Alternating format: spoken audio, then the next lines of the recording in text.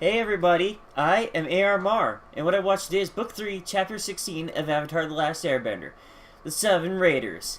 This episode begins with a raid as Fire Nation ships appear and commence bombing the air temple where our main gang has been hiding out.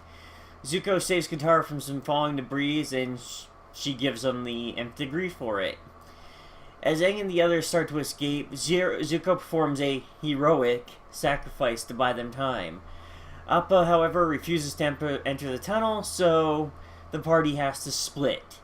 You know, there are entire reams of jokes and even a disclaimer in the D&D Player's Guide on why splitting the party is bad.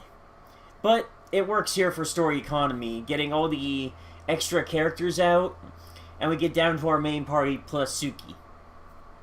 As the main party flies off, they see Zuko engaging in a pretty cool duel with his sister atop of one of the war balloons. And this is intercut with a quick scene of them trying to escape the bombardment, Katara using her waterbending to deflect the various attacks at them. The duel ends with Zuko and Azula being blown off the sides of the airship. And it looks like they're going to fall to their doom for about a second before Zuko is saved by the Avatar gang, and Azula saves herself, much to Zuko's annoyance. The party cheers Zuko for saving them this day, but Katara still hasn't forgiven him for what he did.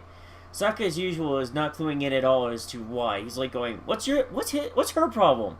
Then Zuko storms off after her and is like, what's his problem? It's like, well, obviously his problem is her problem. And hopefully that's going to get resolved, which it does in this episode. Zuko follows Katara and he tries to make peace, but she's angry because of partly because of what he did in Ba Sing Se, betraying her after she started letting him in and trusting him. After she started to resolve to heal him, and like right after that, he goes ahead and betrays her. So she's still a bit hurt about that, but it seems like there's something deeper there.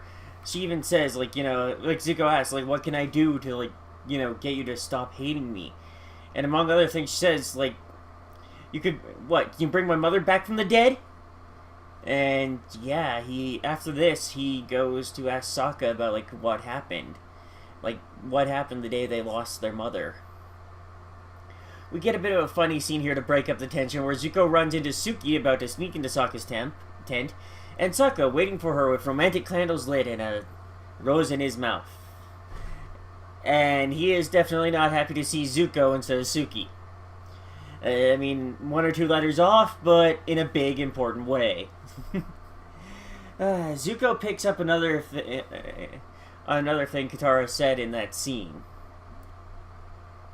He speaks to Sokka about the mother and asks her how did they lose their mother. Sokka tells him about the day of the Fire Nation raid long before. The Fire Nation attacked and then vanished almost as suddenly as they had come. Little Sokka at first was elated, yeah, our warriors drove them off so fast. But then he found out later that his mother was lost in the raid. Sokka describes the ship and Zuko realizes he's talking about the Sudden Raiders by their symbol, the Sea Raven. And Zuko relays this to Katara, who demands to borrow Appa, and quipping, what, is it your turn for a little field trip with Zuko? And I love the look on his face when she was like, yep.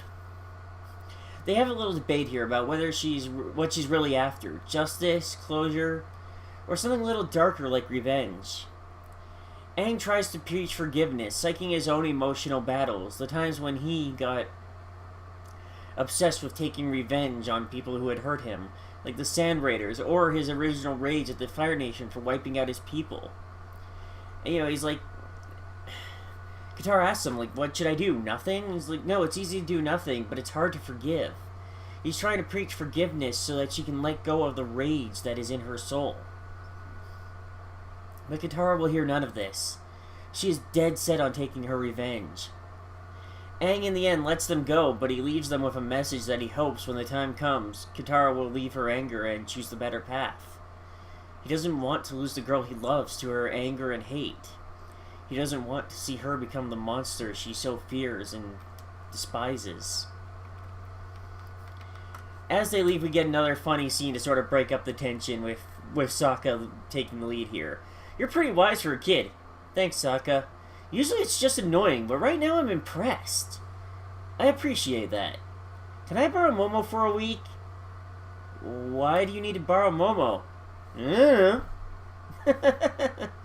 Thanks, guys. Like, I do love how the writers are still putting in these little bits to sort of break up the tension of the episode, making it so that we don't get so bogged down and it's still an enjoyable ride, even though we're getting assaulted with all these heavy emotions from the main story. First part of their plan is infiltrating a Fire Nation communications tower to find where the target's ship is deployed. This has to be done stealthily, so, they don't alert the ship that people are coming and just get them to move. Zuko and Katara make a pretty good commando team, and it takes them not long at all to find their destination. As they fly towards where the enemy is stationed, we hear Katara's side of what happened the day she lost her mother. When the Fire Nation attacked, she ran to find her mother, and found a Fire Nation soldier already in her home. Her mother made a deal with the man. Let my daughter go, and I'll give you what you want. Katara runs off to find her dad, but by the time they get back to the home, her mother was gone. Part of me noticing the wording here kind of hopes that we'll get missing body syndrome here, where, it later turns out her mother is alive somehow because the body was not found. And that's one thing I've never heard them explicitly say was anything about burying their mother or her body. Even in this scene, they just say her mother was gone. I'm not sure if that was just a little bit of censoring to soften the blow for the kids, or foreshadowing. But it's something that's used often, I find, in literature, movies, and TV, especially movies and TV, to set up a surprise later. Anyway, they spot one of the Seven Raiders' boats, and Katara attacks full force, letting all her anger and rage at how helpless she'd been back then to the surface. It really seems in this episode that we're getting a taste of how much Katara hates how helpless she used to be. She seems to blame herself for her mother's fate, despite back then having been only a small child. Confronting the captain, Katara in her rage uses bloodbending to stop him from firebending. She's letting her rage direct her and taking one step closer to being the successor the Puppet Master hopes she will become. It's kind of horrifying to see Katara so casually bloodbending someone, and sickening the sounds his body makes as it does what she wants. As Katara looks the man in the eye, she realizes this is not the monster from those years ago. This is someone else. Zuko interrogates him, finding that their target retired 4 years ago. So it seems this revenge journey has at least one more stop. We join the Fire General looking after his mother, and he is pathetic. She browbeats him into going to the market, and our heroes ambush him in the rain on the way home. I hesitate to call them our heroes at this point, because really, this is a dark journey. This is necessary, sure, and they'll come out to a better place, but this is Katara straying from her path in the name of revenge. She does some impressive waterbending with the rain, but in the end, she can't bring herself to kill the sniveling wretch this man is. He tells her a bit more about the day her mother died, that she lied to protect Katara, pretending to be the last waterbender of her tribe. He basically admits to having killed her mother, but Katara can't bring herself to kill him. Again, he's such a sniveling wretch that he's not the demon she feared anymore. He's just this empty shell of a person. He has no substance. He has no drive. He is what other people tell him to be. He's not the monster who decided to do that. He's just a worthless sniveling shell who did the monster's bidding. And so she lets him live with his pathetic life. In the end, she says, she'll never forgive him for what he did, but she just can't kill him. He's not worth it.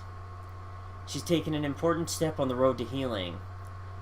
And then, at the end of the episode, Zuko asks Aang, if violence isn't the answer, then what is his plan for the Fire Lord? This was a really heavy episode, but it's been some good character development for Katara, and I really enjoyed it.